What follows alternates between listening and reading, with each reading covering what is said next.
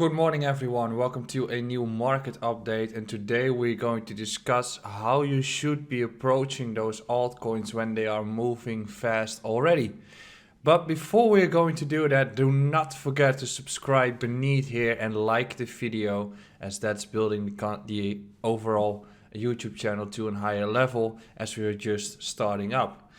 So yesterday has been a crazy day for people that have been holding skill. MATIC, also Veracity has been doing well. Other projects are doing well, and that's still the case right now in the markets. But how do you approach those altcoins if you want to accumulate a bag?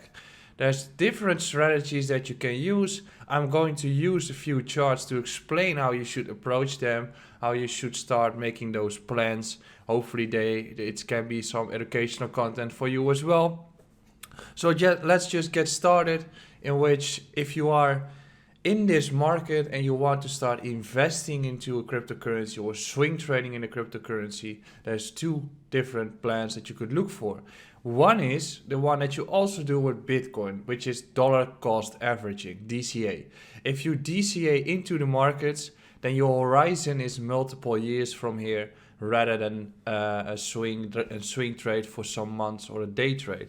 In that approach, if something is running heavily as Skill is doing on the screen here, you still want to start DCAing or buying a tiny portion every day to get a nice averaged entry, and you're not looking at intraday movements, but you're looking at accumulating a position that you want to sustain for the coming years.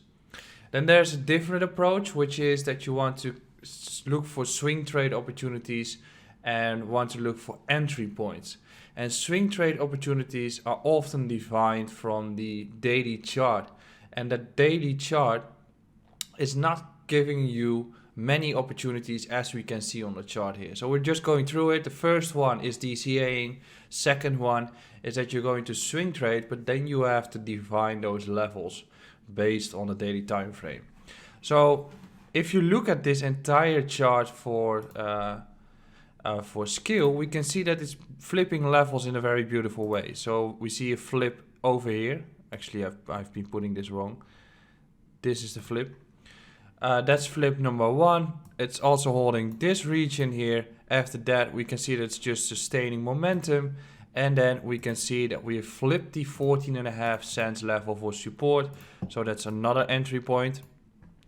Then we see this massive run up, and then you can see that once something runs up this significantly, there's not many entry points on the daily time frame aside from this previous high at 18 cents or this entire region that we have here. So this block, that is an entry point. So once the price comes back, that gives you a swing trade opportunity through which you can start making that plan. I'll just explain it in a little bit how you can start defining those plans, but in the current case is that we've seen this acceleration upwards, and that's not granting you any entry at all on the daily time frame. It's granting you take profits on the lower time frames either. So where are the levels that you should be watching? Well, this previous high is definitely a level to watch, which is at 40 cents. And then we've got this entire region around 30. That's potentially another entry point. So if you're looking for an entry in this case, you should be approaching it in a risk-reward ratio approach, which means if you take the entry somewhere in this region, your stop loss has to be there, and your take profit is probably based on this historical price action, but it's quite limited. So it's hindsight, I know, but if we use this information and we take the entry here with a stop loss beneath the latest low, the take profit, let's just put it there as well, gives you a risk reward of 1.33, which means that you have to be right significantly to be profitable in that trade in itself. However, when you are going to use historical price action and be patient, which means that you're going to look at this green zone for an entry point, your risk reward starts to change. As in this case, when you take this entry, the previous high is take profit 1, and 1.618 Fibonacci is your second take profit, which means that based on the price action, if this is the correction, you would have been taking profits at 53 cents, and if this is your entry point or entry region, your stop loss is beneath this low here at 14 cents. So we can start doing this. your stop loss is here, your take profit 1 is this previous high, right? Which is already a risk reward of 282. And the last one is this take profit at 1618, sorry, which is risk reward 4.76, which means that on average you get 3.8 to 1, which means that if you get your entry right, it generates sustainable, significant more profits than when you buy something out of FOMO. So if you're looking at a swing trade opportunity right now on projects like Skill, MATIC, or any of the stuff that has been moving heavily, you simply do not get the entry point until you get a corrective move to any of these regions that we have here. Now, if we are going to zoom into the day trade opportunities on a 4-hour time frame, well, I'm going to erase some of these levels so you can use that we can use the information that we have here. So we've got this level that we based on a daily time frame. We also have this entire region around the 35 cents level, which is now a critical level to enter. Basically, that's the 4-hour that you're looking at. But you can see that in this entire run, there's no option to trade at all right now as well. So then we have to zoom in some more. So now we get into the 1-hour time frame in which you have to start deploying your entry points as well on the 1 hour. Which means that if you are looking for a trade on the 1 hour, your horizon is way lower.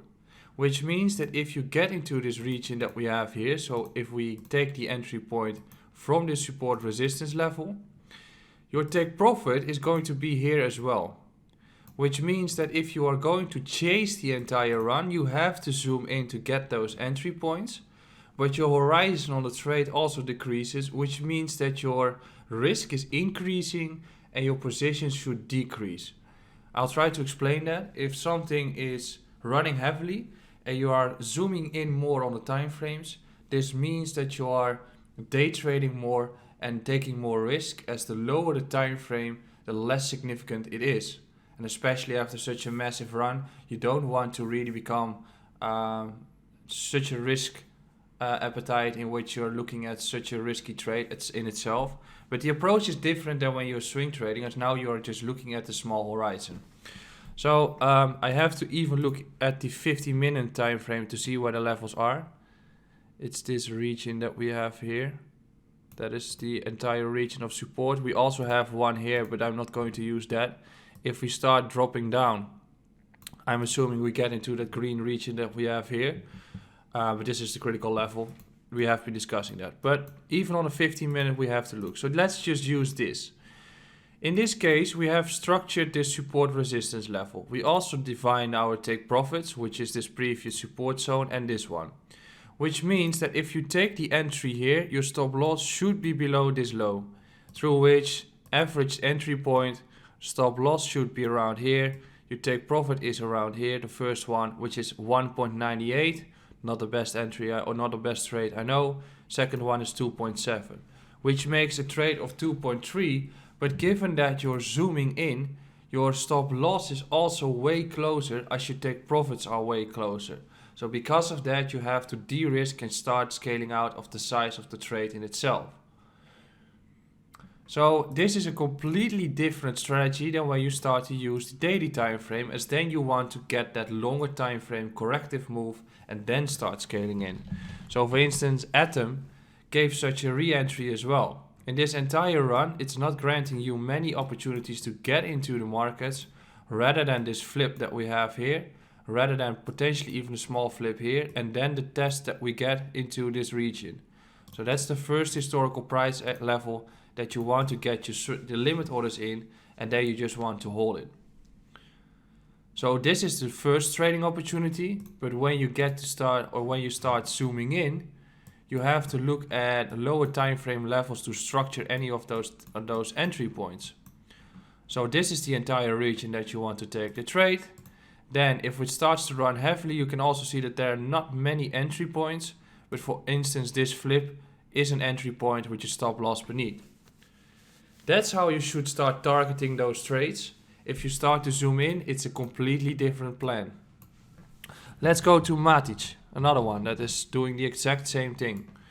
We see it running heavily, and I'll just go to auto. we see it running heavily, in which we might be getting towards the top soon. Who knows? Coinbase news is out, whatever. But we can see that in this entire region, we've got a nice beautiful flip there. We got a nice beautiful flip there. We even got a nice retest and beautiful flip there. We do get a retest in this critical region here. This one is not retested, and we got a support zone in this region here. But based on the daily time frame, we can't really see a support level in this structure, especially given that there is no historical price action either. So if we get this entire run, your strategy is starting to change, as there's not many daily levels that you want to structure a day trade or a swing trade on. So you're looking at 4-hour and lower time frames to see where the levels are standing. And in this case, we can see that we've also got a support resistance flip at this level. Got another one here, and now it starts to run. Another support resistance flip, another one, and now it starts to hold, through which this region is the region that we have to watch. If we get back there, I think we get a retest and you can get a bounce towards here. But given that we have those highs, we can also structure some trades here. But once again, if we get into those regions, if we, for instance, get into the region that we have here, your stop loss is going to be very short. It's going to be beneath this low. If we drop further down the line and we get into the region that we have here, your stop loss is beneath there. So your plan is completely different than when you're trying to swing trade or accumulate those bags. Because then you are DCAing, then you are looking at those higher time frames that we have here in a further corrective move when it gets back. Those are the strategies that you're looking at. If something is moving fast, you're only looking at day or scalp trades through which you should be de-risking yourself. Then finally, the part around Bitcoin USDT. And then I have to load a different chart layout. I'm trying to become more structured with this all. Bitcoin USDT still in okay ways. We're approaching the highs. Not sure whether we are targeting or getting to the top at this stage. What we saw is the breaker above 52k. Then the next resistance zone is this 56k area, which still has to break in order to keep the momentum going. Right now we're looking for another test of that region, it looks to be. But I'm not surprised if we get back towards 52k, and that is the critical level that we have to hold on the downside to avoid this being a fake out. As when we drop below 52k, I think we're going to accelerate towards the other side of the region. But as long as we chop here, everything is fine. And the more tests 56k gets, the weaker it becomes, the more likely it gets that we're going to break through it. So that's the update for tonight in the live stream. As tonight at 8 p.m. Central European time, I'll be live streaming again, as Monday I couldn't. So don't forget to tune in and subscribe to the channel, and I'll see you soon.